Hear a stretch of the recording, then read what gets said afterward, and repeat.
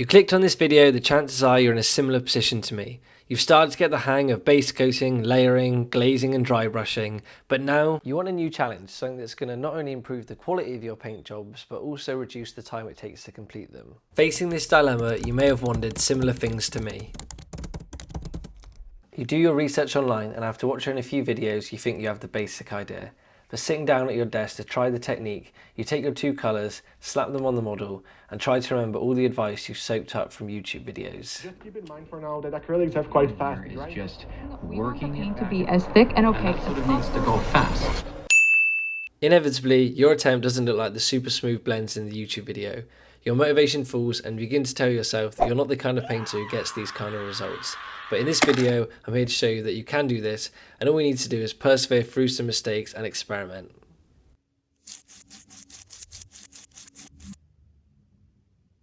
I feel like lots of other people are in the same position as me, where they really wanted to start wet blending and learn how to do it, but it just seemed a really daunting task. And lots of people suggest starting on older models or practicing there, but if you're someone like me who has very little time to paint alongside life and uni and my job and all this sort of stuff, then when I paint, I want to be working towards my bigger goals, like finishing an army or painting for competition or something like that. This is why in this video I'm suggesting not starting on old minis, but starting on the easier minis in your army. And what do I mean by easy minis? Well, I mean ones that are more forgiving. For example, like this Dryad here for my wood elves. We're looking for models that have more natural variation in them if they were in the real world. So for example, this Dryad made of wood, or you could do like a Skaven's fur or a zombie's flesh or something like that, because naturally occurring things have more colour variation, and therefore our blends don't need to be as perfect to sell the effects we're going for. A bad choice to start wet blending on would be a cape, and this is the thing we see classically painted in YouTube videos on how to wet blend. They do a great example of showing you how to do it and what you can achieve with the process, but because they're a man-made object or representation of that, they're very uniform in colour, and therefore bad blends are very obvious and mistakes stand out. The best way to learn how to wet blend is just to get paint on the model.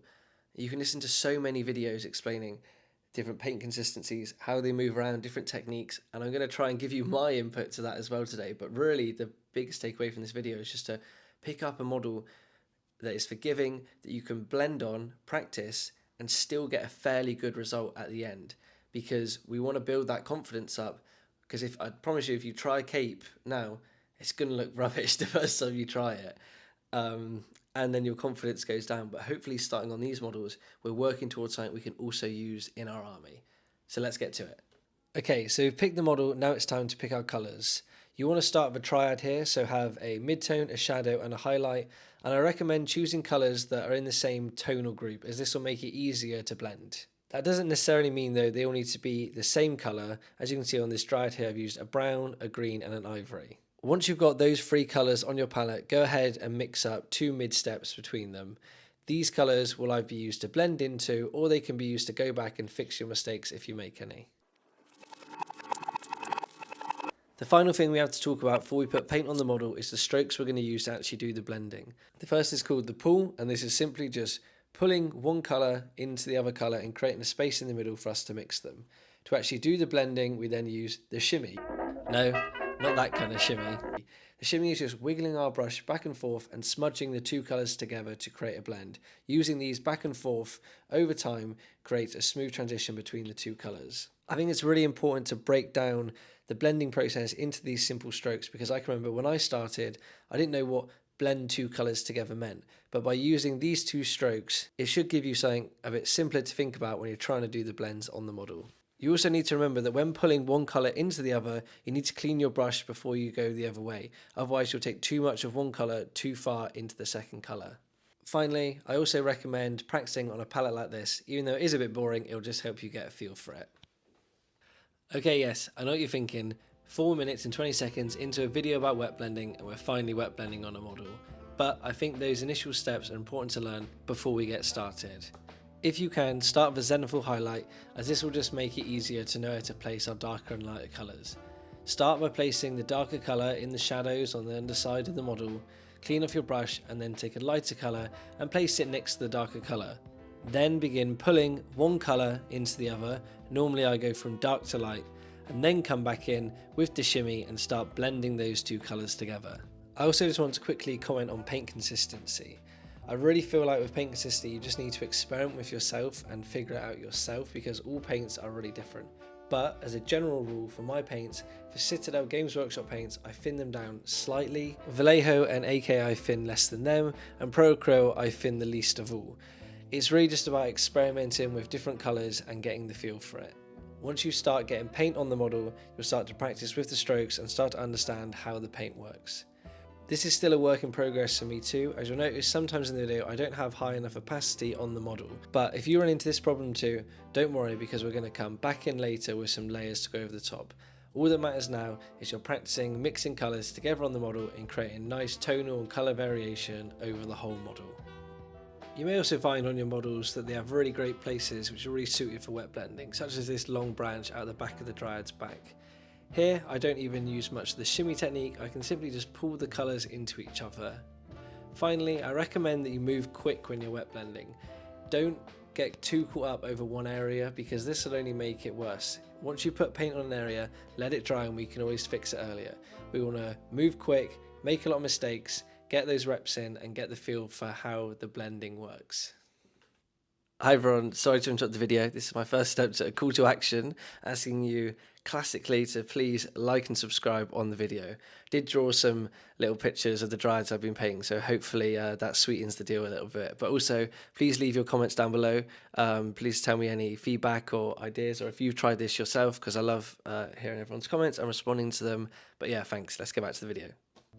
Okay, so successfully got some paint on the model, we practiced our wet blending and it feels good. But this model doesn't look quite ready for the tabletop. What we have got though is a really nice base colour with lots of variation, which is a lot more interesting than just one simple colour underneath. Now we can go through that same process of building up our highlights on top. Whilst we do this, we're also going to fix some of the blends we've done before and smooth out some of the transitions. So start by taking some of those mid steps we mixed up before, thin them down. You can just start glazing them or thinly layering them over the transitions from the colours before.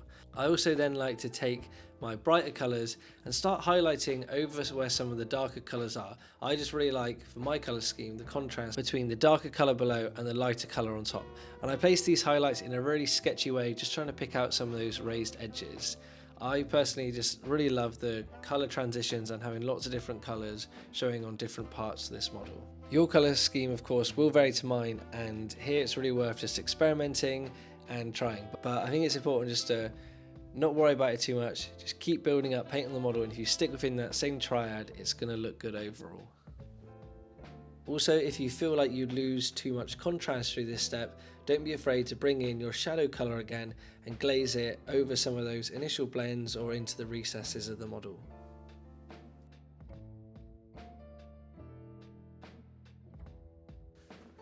So with that, the wet blending's pretty much done. I now just want to quickly tell you how I finish up my Dryads, because I know some people on here like seeing my autumn wood elves. For the skirty tabard thing they have at the front here, I start with a base colour of Wordbearer's Red, then layer up with Evil Sun Scarlet and a final highlight of Troll Slayer Orange. For their faces, I dry brush them with white and then glaze some white around the edges just to blend out that transition from the dry brush, and then I come in with 2 coats of achromatic blue contrast paint to try and create that glowing face effect. Finally, I take Troll Slayer Orange again and dot both eyes, and then glaze a tiny bit of orange around the eyelids over the blue to create a glowing orange eye effect. These models take me around an hour or just over an hour to paint each, which is really great because my Glade Guard and other Wood Elves models take me such a long time. So these are just a really nice circuit breaker, and I think that's where wet blending just becomes so useful, because you can get so much colour variation and interest on a model in such a quick period of time that you don't need to do a lot much else to it to make it look really interesting.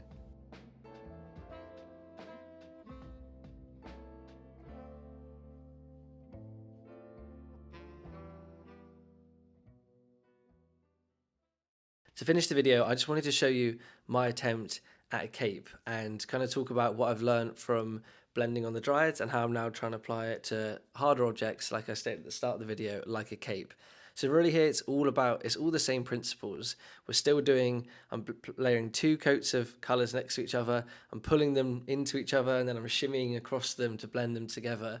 But here it's just all about being much more precise, slowing it down a lot more is what I found, doing one section at a time, moving from like fold to fold a lot slower. When the Dryads, I was really trying to go for like a let's get paint on the model, smush it around and get a cool effect.